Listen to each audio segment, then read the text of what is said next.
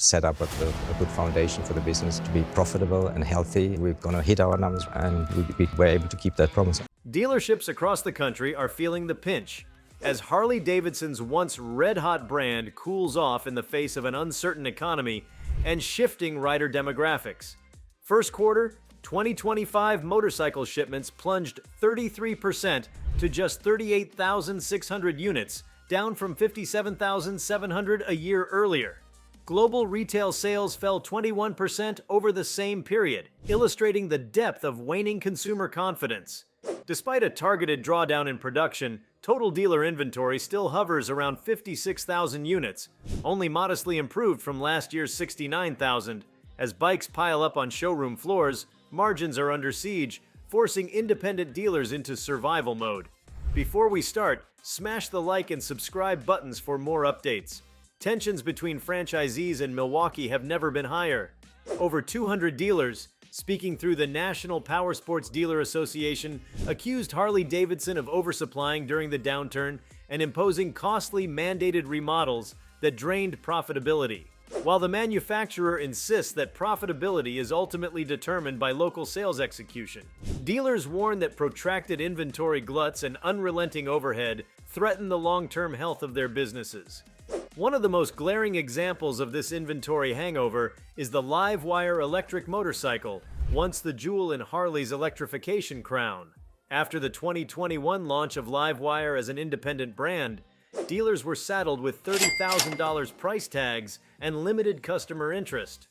In Q1 2025, Livewire sold a mere 33 motorcycles, down 72% from 117 units a year earlier, and generated only $3 million in revenue, a 42% decline. Despite a 32% improvement in operating loss, now $20 million, the segment remains a cash drain, with unsold models carrying premium financing rates and steep markdowns on dealer lots. Dealers recount aggressive discounting strategies to clear electric inventory. One regional shop reportedly offered Livewire units at nearly 50% off MSRP just to move them, a dynamic unheard of in Harley's storied discount-averse culture. With charging infrastructure still nascent and core Harley riders reluctant to embrace a silent, weighty electric cruiser, Livewire's opportunity to win over younger demographics has fallen flat, leaving dealers scrambling to recoup sunk marketing and display costs. Adventure motorcycle ambitions also stalled with the Pan America 1250 series. Billed as Harley's long-awaited entry into the off-road tour market, Pan America deliveries failed to catch fire. Only 480 units reached customers in Q4 2024.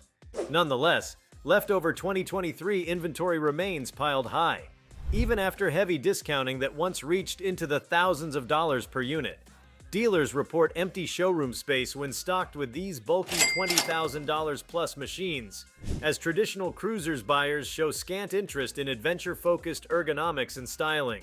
In many stores, the sight of unsold Pan Americas gathering dust has prompted informal fire sale negotiations.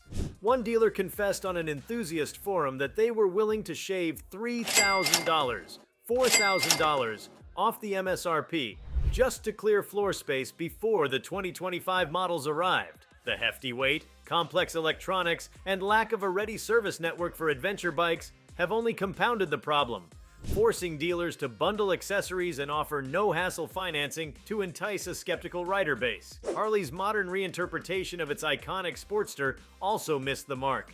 The 2021 Sportster S, launched with the high-revving Revolution Max engine and advanced ride-by-wire electronics, has left too many units unsold. Enthusiasts report at least 16 brand-new 2023 Sportster S models sitting unsold within just a 200-mile radius of certain metropolitan areas. Though the sport and lightweight segment delivered 12,335 units in 2024, this aggregate figure masked pockets of sluggish demand for the most expensive new Sportster ever. Dealers hoping for a surge of tech-minded urban riders instead found hesitation at the showroom door. With a $16,000 plus sticker price, the Sportster S competes against established liquid-cooled naked bikes from European and Japanese rivals that undercut Harley on both price and performance. As a result, showroom managers have resorted to discreet price negotiations and last-unit blowout offers, marking down Sportster S machines by up to 10% just to preserve sales volume.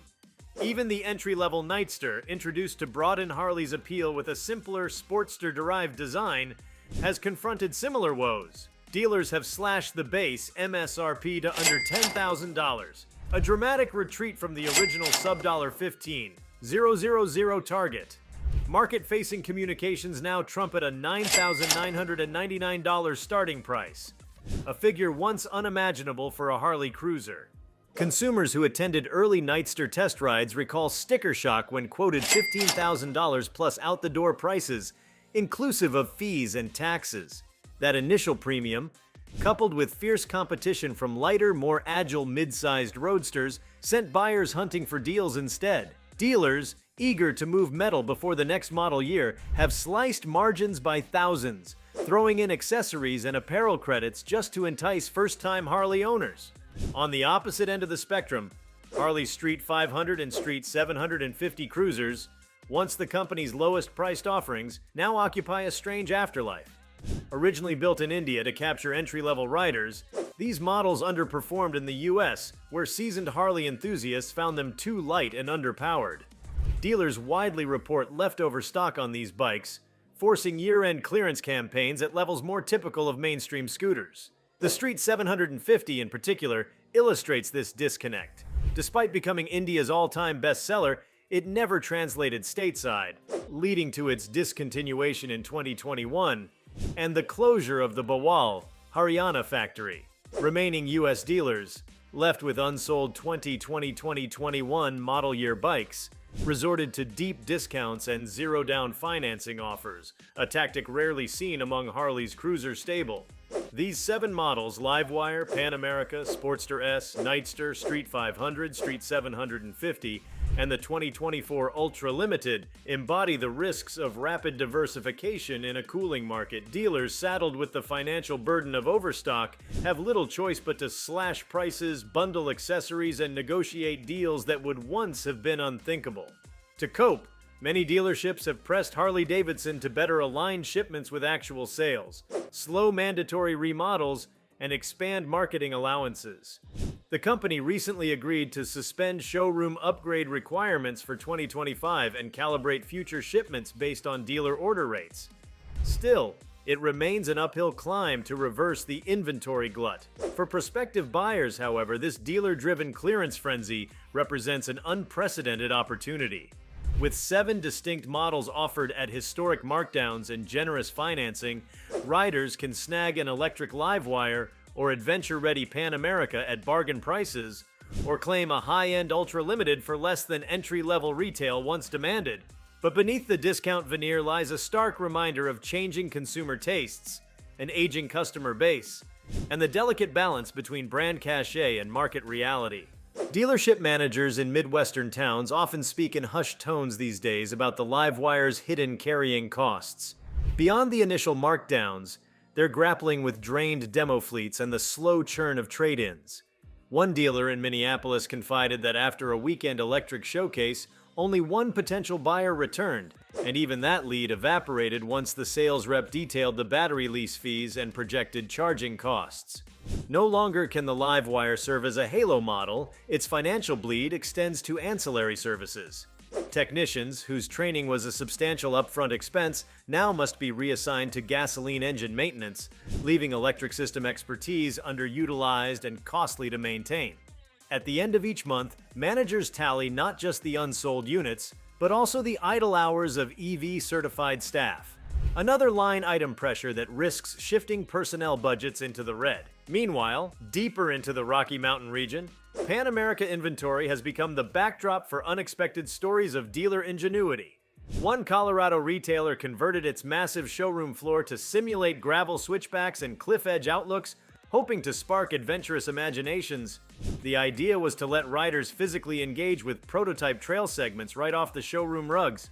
Despite the immersive setup, few patrons could translate that simulated enthusiasm into deeply invested purchases.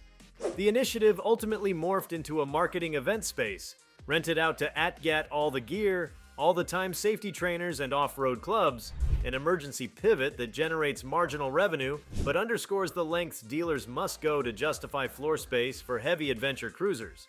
Further south in Texas, another dealer group targeted college towns in an attempt to attract younger buyers to the Sportster S. They hosted track day teaser events, renting a local go-kart course for demonstration laps on a scaled track. Enthusiasts donned full leathers and pushed the high-revving Revolution Max engine through tight corners. Yet when the weekend's excitement faded, follow-up sales calls revealed a gap between exhilaration and wallet readiness.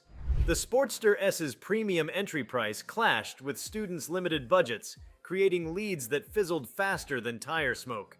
Financing was sweetened with university-affiliated credit partnerships, but the default risk on subprime loans worried line managers who feared a surge in repossessions would taint their resale lots down the line. On the other coast, Harley-Davidson's attempt to win over cafe racer aficionados with custom Nightster builds has similarly failed to unlock mass appeal. Boutique shops within dealership networks were stocked with chopped fenders, riding position conversions, and minimalist headlamps, but each extra accessory cut into already thin clearance margins. While a handful of trend-forward riders commissioned one-off prototypes, the bulk of foot traffic still eyed more familiar silhouettes.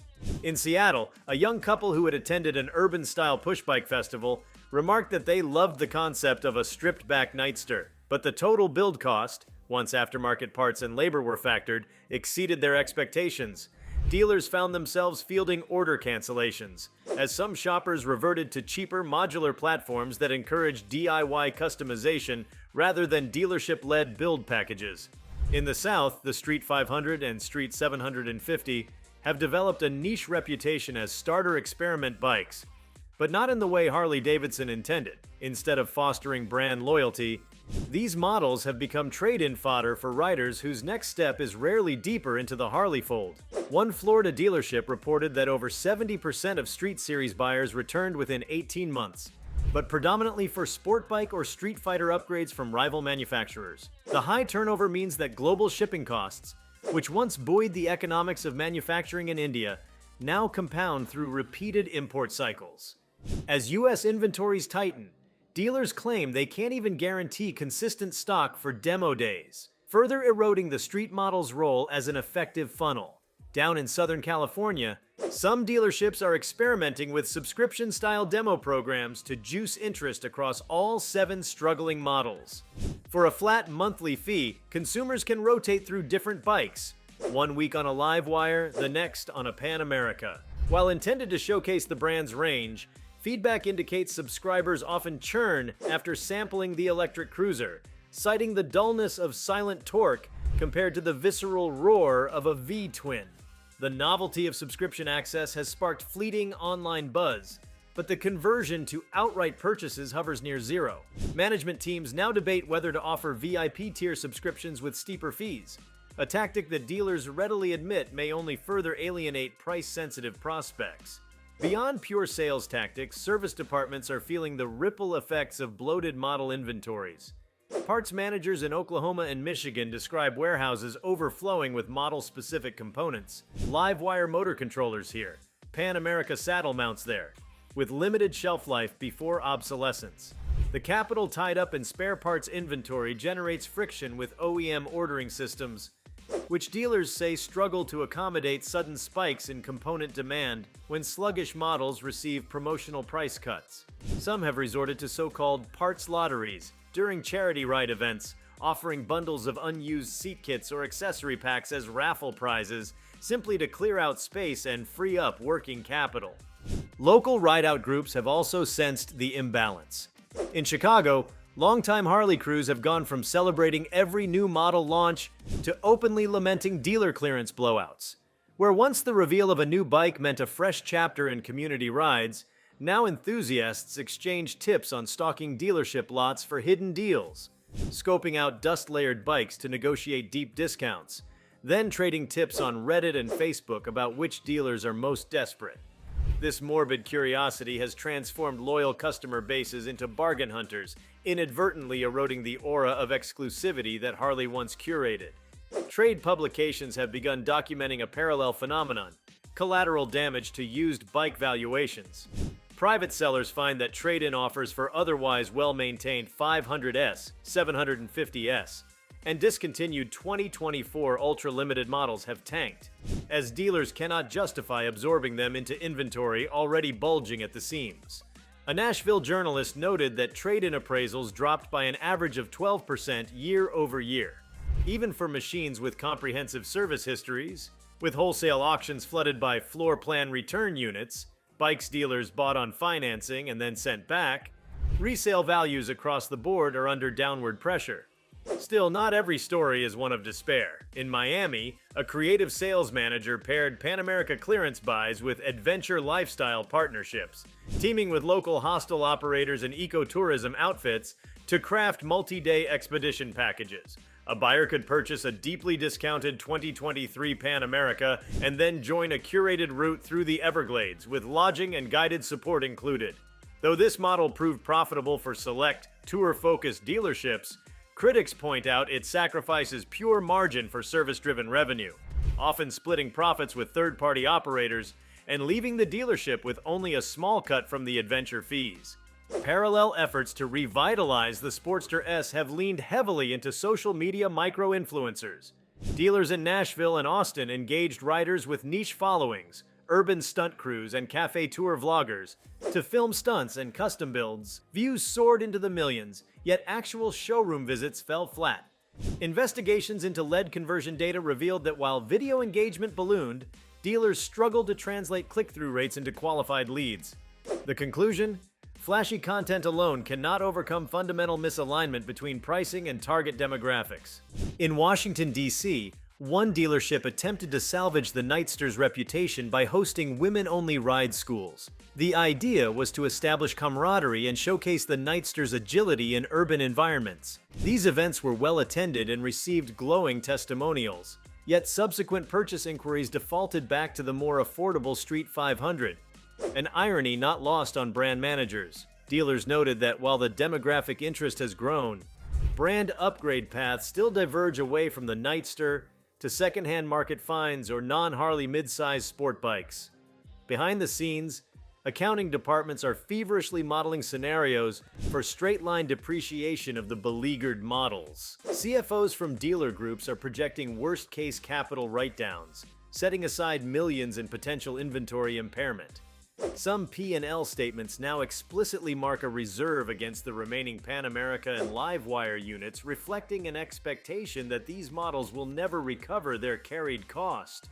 The tone is decidedly grim when finance teams hold quarterly reviews, highlighting a strategic imperative: no more speculative overordering ever. Even as Harley-Davidson corporate offers relief, extended showroom renovations waivers, and modified floor plan rates, dealers remain wary. They've witnessed the cyclical nature of promotional support, recalling that lenient terms and downturns have historically been followed by tighter credit conditions when demand resurges. Many store owners now negotiate for evergreen terms, demanding that soft floor plan interest rates apply until each overstocked model achieves a minimum sell-through ratio.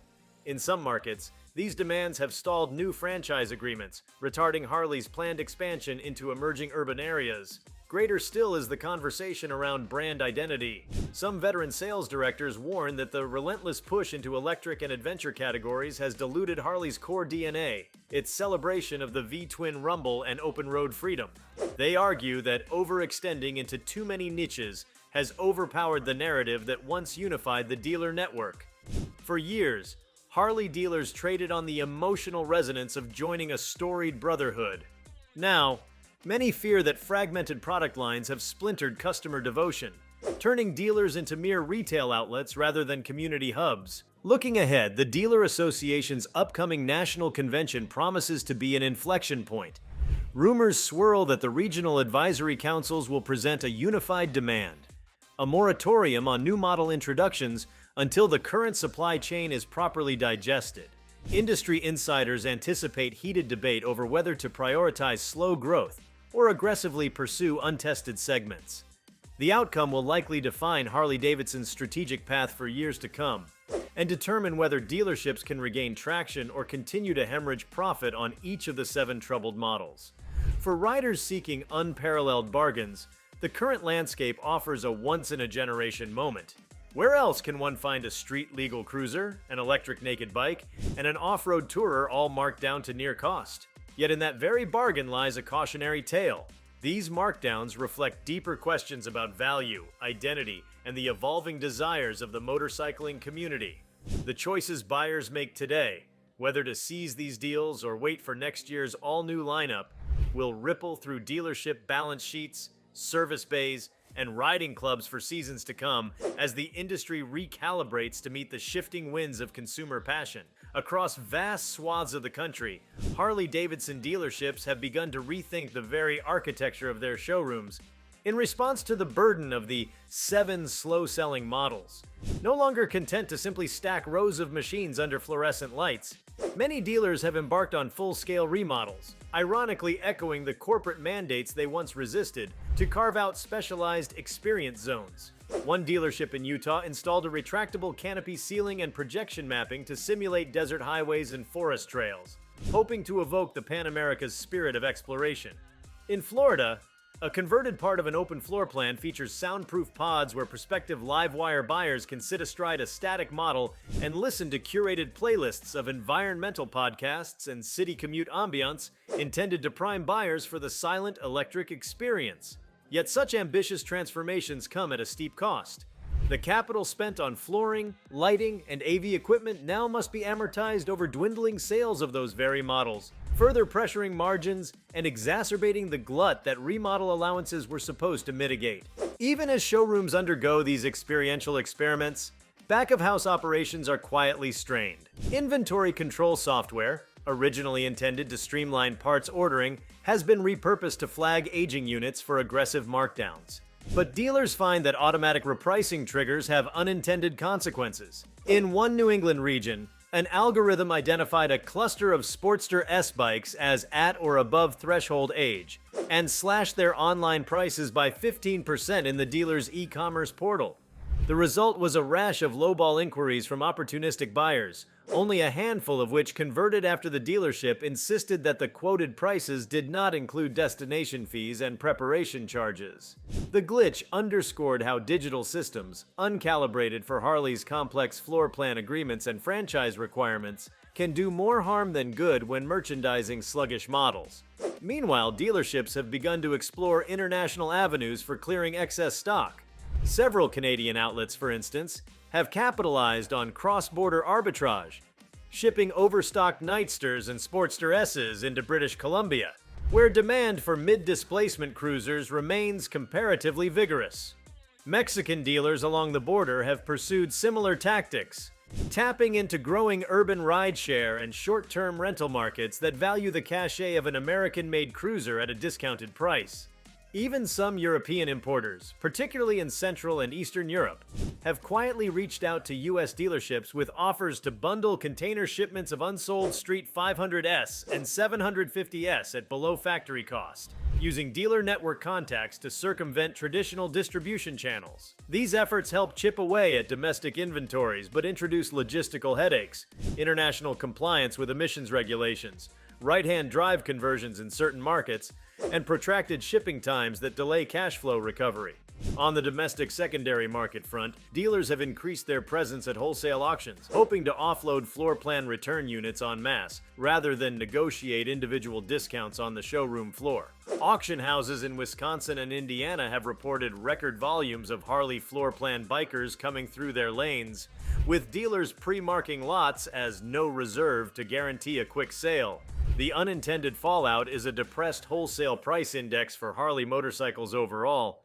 Independent used bike outlets that once relied on healthy margins for well-maintained Sportster 1200s and Dynas find themselves competing against freshly returned demo units priced by finance companies to move rapidly.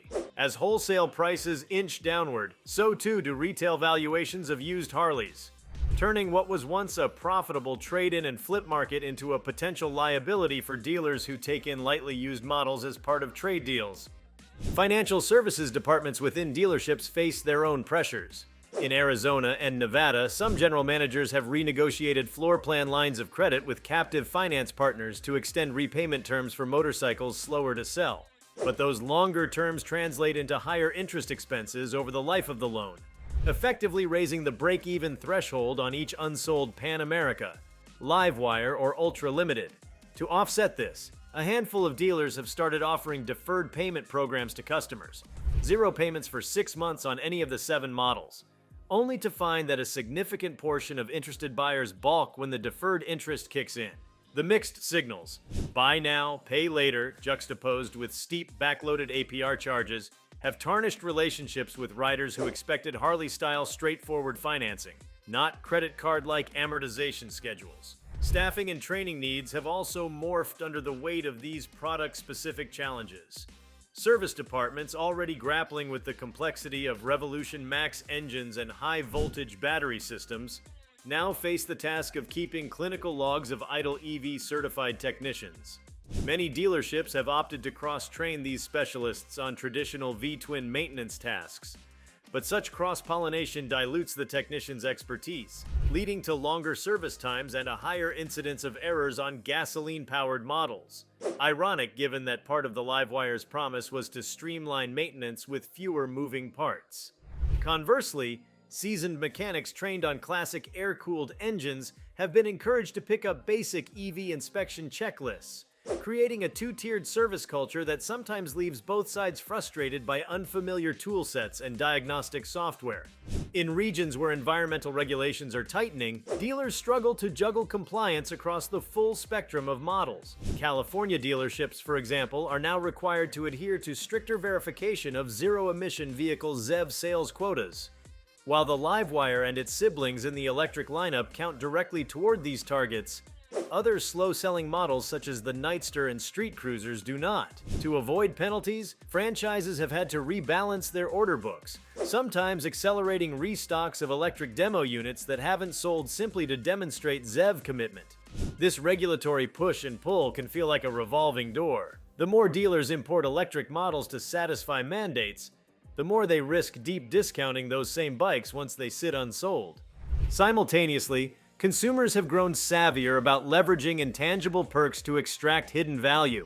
In Austin, Texas, a group of enthusiasts pooled resources to negotiate group buys on remaining ultra-limited stock, demanding added benefits such as extended service plans, roadside assistance, custom paint packages, and exclusive event invitations in exchange for bulk commitments. While the dealership salvaged volume, they sacrificed margin and set a precedent. Once a collective of riders bands together to wring every conceivable dealership concession, individual buyers feel emboldened to replicate the tactic. Digital marketing strategies have been overhauled in parallel with these ground-level tactics. Ad spend on traditional TV and print has plummeted, supplanted by targeted social media funnels that aim to connect the right model to the right demographic, ideally turning the Street 500 into an urban commuter's first bike or positioning the Sportster S as a premium entry-level performance cruiser. In practice, dealers find themselves bidding on ever higher cost-per-click auctions, only to discover that click-throughs on ads for deep discount Pan Americas funnel into dead-end landing pages, lacking real-time inventory data. The result is a mismatch between online promise and showroom reality that alienates customers who expect seamless omni-channel experiences. Some forward-thinking dealers have begun integrating RFID scanners in showrooms to track which models attract the most physical engagement, riders who touch the Livewire throttle grip or swing a leg over the Nightster, then sync that data into their CRM for personalized follow-ups. Early adopters report improved lead conversion by 5 to 7%, but setting up such systems requires upfront investment and technical support that many smaller franchises simply cannot afford. Industry watchers note that corporate's next wave of model introductions may offer a reprieve or an even deeper headache. Rumors abound of a pared-down entry-level electric cruiser pitched at under $15,000, intended to compete directly with mid-range electric bikes from startups and foreign OEMs. Dealers are torn. The prospect of a fresh, affordable Livewire variant could finally loosen electric inventory, yet it also threatens to cannibalize any remaining demand for the original Livewire models languishing on their floors. Similar tension surrounds a reportedly upcoming successor to the Pan America, tipped to feature a lighter chassis and simplified electronics. If Harley rolls out a Pan America Light too soon, Dealers fear that existing 1250 models will become the punching bags of obsolescence, driving markdowns into the mid-teens. Even outside the transactional realm, the dealer network's communal identity is shifting. Ride day calendars, once anchored by marquee model unveil, now feature more generic philanthropic events, charity poker runs, community bike nights, and open house barbecues, where specific model demos take a back seat to the broader goal of keeping local clubs engaged. In Milwaukee, the birthplace of the brand, the annual H-Day celebration no longer heralds the latest Street Glide or custom Softail. Instead, corporate marketing funnels highlight pillar values: heritage, independence, rebellion, while dealers supply an assortment of machines, often skipping the 7 slow sellers altogether. This dilution of product-driven excitement into more abstract brand experiences signals a profound shift. Dealers are leaning on the mythos of Harley rather than the horsepower of each individual model to draw crowds. If you liked this video, please give it a like and subscribe to our channel. Also, leave your comments below and tell us, what are your thoughts on Harley dealerships dumping these models? What do you expect? We want to hear from you. Thank you for watching and see you next time.